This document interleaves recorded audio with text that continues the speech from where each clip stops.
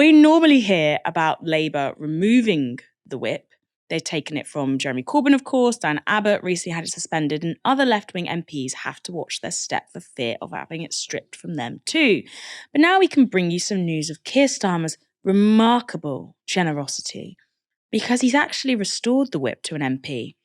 A Blairite, of course. This is Neil Coyle, the MP for Bermondsey and Old Southwark in South London. And in February last year, Coyle was suspended from the party while undergoing 2 parliamentary investigations. The first was about allegations that he had loudly and drunkenly abused a parliamentary aide in the strangest bar of the House of Commons.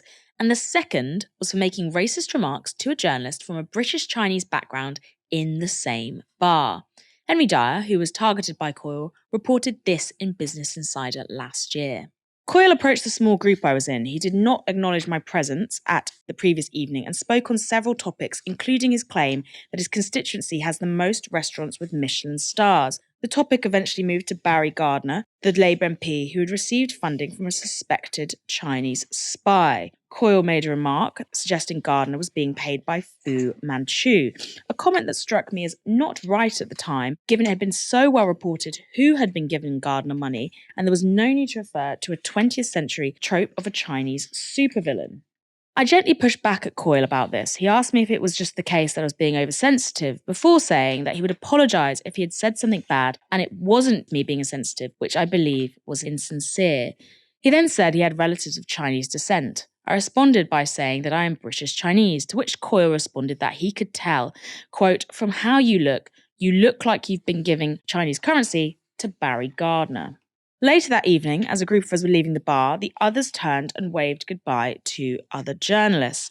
I also turned and saw Coyle. Keen to diffuse the tension from earlier, I waved goodbye to him, to which he responded by putting 2 fingers up to me. In March, the investigations concluded. The Guardian reports this. In the first case, Coyle was found to have engaged in foul-mouthed and drunken abuse towards a junior parliamentary assistant employed by another MP. The independent expert panel, which recommended a sanction of 2-day suspension and an apology in Parliament, said this was shocking and intimidating for any complainant, particularly a junior member of staff. The Commissioner found that Coyle had breached Parliament's harassment policy in the second case, which the MP then appealed against. His appeal was rejected by the independent expert panel, which said, central to this case are comments made by the respondent which were experienced by the complainant as, quote, racist and abusive conduct. The comments were unacceptable and constitute harassment, as they had the effect of violating the complainant's dignity and creating an intimidating, hostile, degrading, humiliating, or offensive environment. The racist nature of the comments is a serious aggravating factor in this case. The report said Coyle had made such comments while under the influence of an excessive amount of alcohol, which, while undoubtedly contributing to his behaviour, in no way excuses it, as the respondent rightly accepts. Nonetheless, since the incident, the respondent has taken considerable steps to ensure no repetition of the behaviour, including informing us that he had stopped drinking alcohol, it said. The panel recommended he be suspended from the House of Commons for 3 days and that he make an apology to Parliament. So, for racially abusing a journalist and drunkenly harassing a staffer, Coyle faced just 5-day suspension, and now the Labour Party have welcomed him back into the fold. Whatever happened to Keir Starmer's zero-tolerance policy for racism? Maybe he only meant some racisms. I think Momentum had a particularly good comment on this case, saying this. It is shocking and disgusting to see Labour readmit someone found to have engaged in racial and sexual harassment. The NEC must immediately move to bar Neil Coyle from standing as a Labour candidate at the next election. This shameful act exposes a system which is not fit for purpose.